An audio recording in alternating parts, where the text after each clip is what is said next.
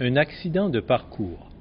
Chaque fois que j'entends quelqu'un dire qu'il a fait ceci ou cela par accident, je pense à mes débuts de musicien, puisqu'avant de devenir chef d'orchestre, j'ai longtemps joué du violoncelle. Lis mon histoire et tu comprendras pourquoi je veux dire que c'est vraiment par accident que je fais ce métier. Sur ma planche à roulettes, je dévalais la route à la vitesse de l'éclair. Je ne me doutais pas le moins du monde que ce jour-là allait changer le cours de ma vie et que j'allais faire une grande découverte. Boum! C'est à ce moment que l'impact eut lieu. Je me retrouvai par terre inconscient. Lorsque je repris connaissance, j'ai été étendu dans une salle plutôt petite et sombre qui me semblait familière. J'aperçus mon casque et mes protecteurs tout près de moi. Je n'avais jamais été si heureux de les avoir portés.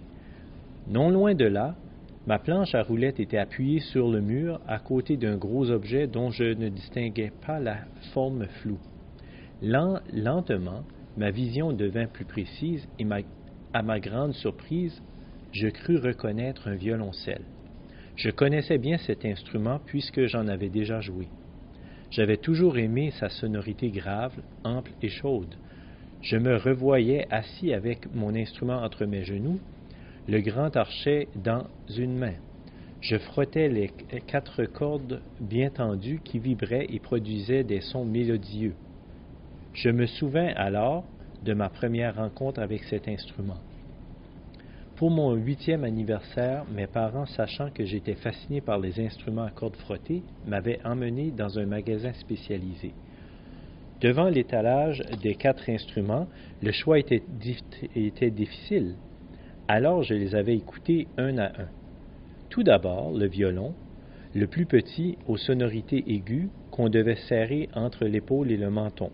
Puis l'alto, un peu plus gros, qui avait une sonorité nostalgique puisqu'il produisait des sons plus graves. Le violoncelle, bien sûr, qui avait su me ravir dès le premier son, et finalement la contrebasse, impressionnante par sa taille, pouvant atteindre près de 2 mètres, qui exigeait du musicien qu'il se tienne debout pour en jouer et dont la sonorité était riche et profonde, était la plus grave de celles des 4 instruments. Une musique douce me ramena à la réalité. Je tendis l'oreille, c'était bien un piano que j'entendais dans l'autre pièce. J'eus alors une pensée pour mon professeur de musique, pianiste de formation, qui m'avait enseigné non seulement la musique, mais aussi l'importance d'être curieux et de faire constamment de nouvelles découvertes. Grâce à lui, je connaissais les instruments à cordes frappées dont le piano et le cymbalum font partie. Il m'avait fait découvrir que la vibration causée par le frappement des marteaux de feutre, piano, ou baguettes de bois, cymbalum, sur les cordes tendues à l'intérieur des instruments produisait des sons. Il m'avait fait connaître les instruments à cordes pincées comme la guitare, le clavecin à la sonorité métallique et claire, et la harpe dont les sons étaient délicats, mystérieux et poétiques. Il m'avait appris que le son de ces instruments était produit grâce à la vibration des cordes pincées avec les doigts, un plectre ou un mécanisme. Je me souviens aussi du jour où mon professeur m'avait convié au concert. C'est là que j'avais fait la connaissance de tous les instruments de l'orchestre. Derrière les instruments à cordes, j'avais pu observer un à un les instruments à vent répartis en 2 sections. Dans celle des bois, je vis le piccolo, les flûtes traversières, les hautbois, les corps anglais, les clarinettes, les bassons et le contrebasson. Tous faits de bois, comme leur nom l'indique, sauf les 2 premiers fabriqués en métal. Un peu plus loin derrière, j'avais cru apercevoir la section des cuivres, soit les corps, les trompettes, les trombones et le tuba. Puis tout au fond, les percussions attirèrent mon attention.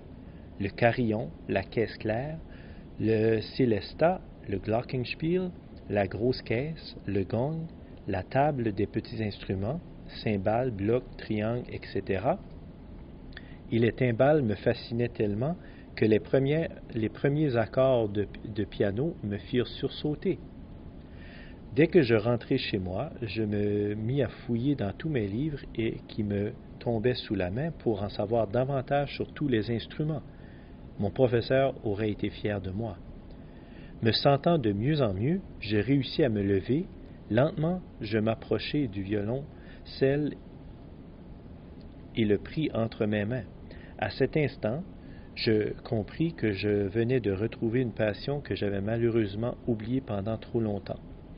Un bruit inattendu se fit entendre, et c'est alors que je vis dans l'entrebâillement de la porte un visage familier qui me ravit. Comme la vie faisait bien les choses, pensai-je, et tout doucement mon vieux professeur s'approcha de moi.